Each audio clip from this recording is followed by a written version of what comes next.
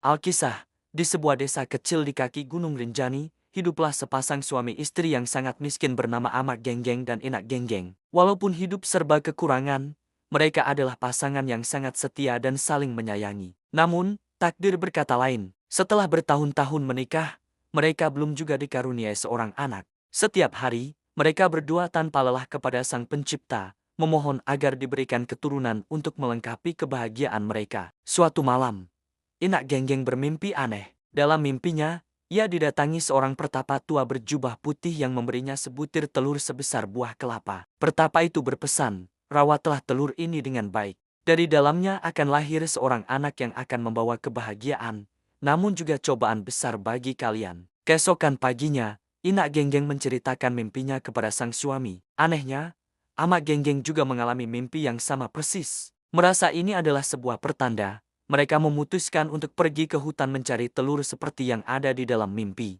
Setelah berhari-hari mencari, akhirnya mereka menemukan sebutir telur raksasa, persis seperti yang mereka lihat dalam mimpi. Dengan hati-hati, mereka membawanya pulang dan merawatnya dengan penuh kasih sayang, seolah-olah itu adalah anak mereka sendiri. Beberapa bulan kemudian, telur itu menetas. Namun, yang keluar bukanlah bayi manusia, melainkan seekor bayi naga. Amak dan Inak Genggeng terkejut bukan main. Tetapi rasa sayang mereka sudah terlanjur tumbuh.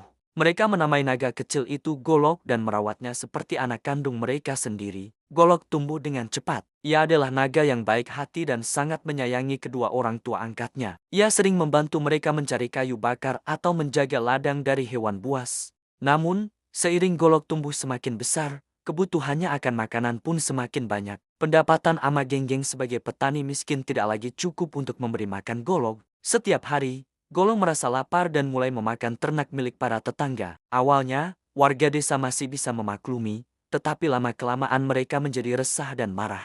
Ternak mereka habis dimakan, dan mereka mulai menyalahkan Amak dan Inak Genggeng karena memelihara monster.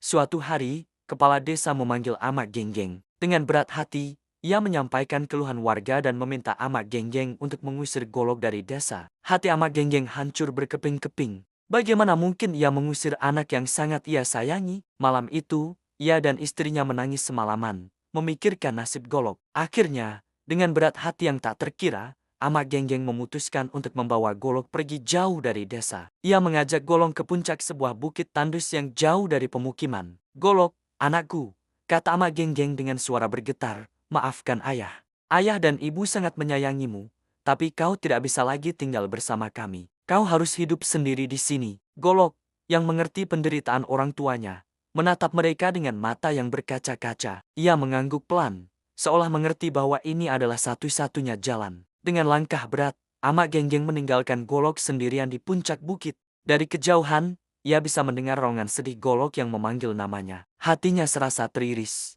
Hari demi hari, Golok menunggu di puncak bukit itu, berharap orang tuanya akan kembali menjemputnya. Ia terus-menerus menangis dan meratap, memanggil-manggil nama ayah dan ibunya. Kesedihannya begitu mendalam hingga tubuhnya perlahan-lahan mulai membeku dan mengeras. Tangisannya yang tak kunjung henti berubah menjadi batu, tetes demi tetes. Tubuhnya yang besar pun akhirnya berubah menjadi sebuah batu raksasa yang bentuknya menyerupai seekor naga yang sedang menunduk sedih. Warga desa yang penasaran akhirnya mendatangi bukit itu. Mereka terkejut melihat sebuah batu besar yang belum pernah ada sebelumnya. Batu itu tampak begitu hidup, seolah-olah memancarkan aura kesedihan yang mendalam. Sejak saat itu, masyarakat menamai batu tersebut Batu Golok, sebagai pengingat akan kisah naga setia yang dikorbankan demi ketentraman desa. Konon, hingga hari ini, jika kita menempelkan telinga ke Batu Golok, kita masih bisa mendengar suara isak tangis Golok yang merindukan kasih sayang kedua orang tuanya. Legenda ini menjadi pelajaran abadi tentang pengorbanan,